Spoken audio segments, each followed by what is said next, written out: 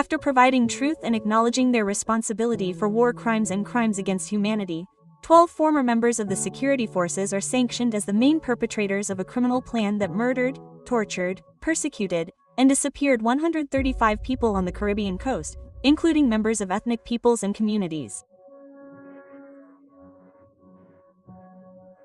The sentence is issued within the framework of the Caribbean Coast subcase of Case 03 on murders and forced disappearances legitimately presented as combat casualties by state agents. It is the first decision of its kind and paves the way for those to come in the other 5 prioritized areas that address the most critical regions where this criminal phenomenon occurred. The decision marks a milestone in Colombian justice. The country now knows the work, construction, and activities that the 12 former members of the 2nd Artillery Battalion, La Popa, must carry out as part of their punishment to help repair the damage caused. The defendants are Guillermo Gutierrez Riveros, Carlos Andrés Lara Cabrales, Ilkin Leonardo Burgos Suarez, Ilkin Rojas, Efraín Andrade Perea, Manuel Valentín Padilla Especia, José de Jesus Rueda Quintero, Edward Gustavo Alvarez Mejia, Juan Carlos Soto Sepulveda, Jerry's Andrés Gómez Coronel, Alex José Mercado Sierra and Ever Hernan Gómez Naranjo.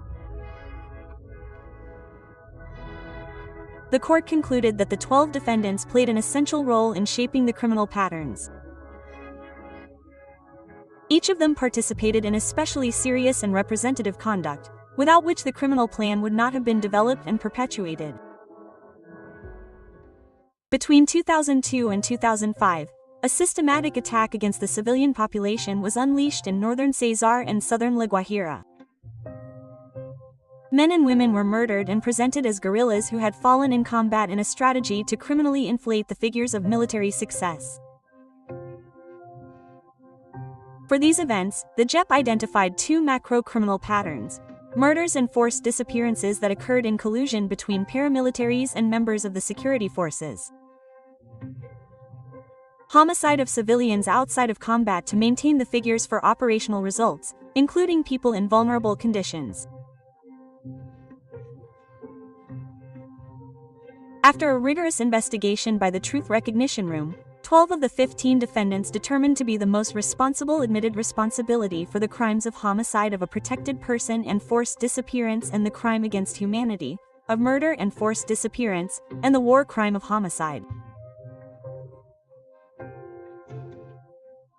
In July 2022, before the courts, the victims, and the country, the 12 defendants admitted their responsibility. The 3 defendants who did not accept responsibility now face a trial similar to that of the ordinary justice system that could result in sentences of up to 20 years in prison if found guilty.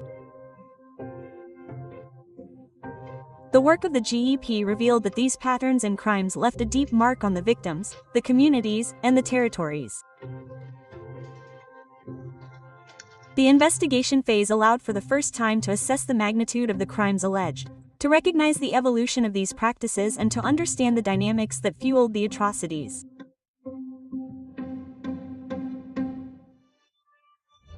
With these elements, the investigation phase concluded and the Truth Recognition Chamber referred the proceedings to the Tribunal for Peace, in particular to the Truth Recognition Section, responsible for judging those who admitted their participation in serious crimes.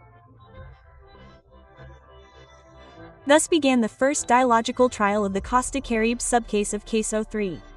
Nearly 500,000 pages made up the file that was delivered by the chamber to the court. At this stage, the section reviewed the investigation and confirmed that there was correspondence between the facts, the recognized conduct, the evidence, the legal classifications, and those responsible. As part of this process, in the correspondence assessment, the recognition section adjusted the legal classification made by the chamber and included 2 new crimes classified as international crimes: persecution and torture. Some of the defendants are also responsible for these crimes and also acknowledge this in the judicial process. It also assessed the contributions to truth and reparation presented by the defendants and evaluated the conditions for imposing their own sanction, a measure that seeks to ensure that those most responsible work to repair the damage caused. It does not entail prison, but it does entail real restrictions on their rights and freedoms. Before defining the work, projects or activities that they must carry out, the Truth Recognition section also ensured that the sentence protects the rights of the victims, guarantees legal certainty for the defendants, and complies with international standards of justice. Before issuing the sentence, the section called for a public verification hearing. Over a 2-day period, the magistrates verified that the conditions of sufficient truth, real reparation, and guarantees of non-repetition were met in order to impose their own sanctions. Today we know that some military personnel, fully aware of the illegality of their actions, covered them up to present them as legitimate operations, departing from the law and the Constitution, in order to improve the perception of security and show progress in the war against the insurgency. Today we know that the defendants used their leadership skills to give orders, while others carried them out under threat of being dismissed from service, having their promotions cut short, or being charged with crimes.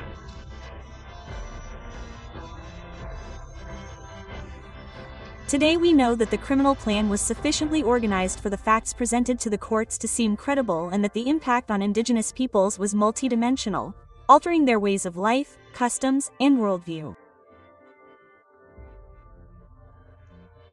It impacted their territories and caused differentiated and disproportionate damage. Faced with this painful truth, the victims actively participated in each stage of the process, from the investigation to the trial. At the hearings, they expressed their demands for truth and accountability and helped define the necessary reparation measures for the harm suffered. The restorative projects that must now be implemented reflect these voices and this hope that the sanctions themselves will not remain on paper, but will translate into real actions to dignify the victims, strengthen the communities, and open paths to reconciliation. To settle a historical debt of justice for the most atrocious crimes committed during the war, the JEP investigates, prosecutes, and punishes those most responsible for these acts. Today, the Truth Recognition section takes a key step in the mission entrusted to the JEP, to bring legal closure to the most serious crimes of the armed conflict. The JEP seeks to contribute to easing deep scars through contributions of truth, recognition, commitments to restoration and non-repetition, the foundations of a justice system that protects victims, builds dignity, and opens paths to peace. Its own sanctions and sentences restore what the conflict broke.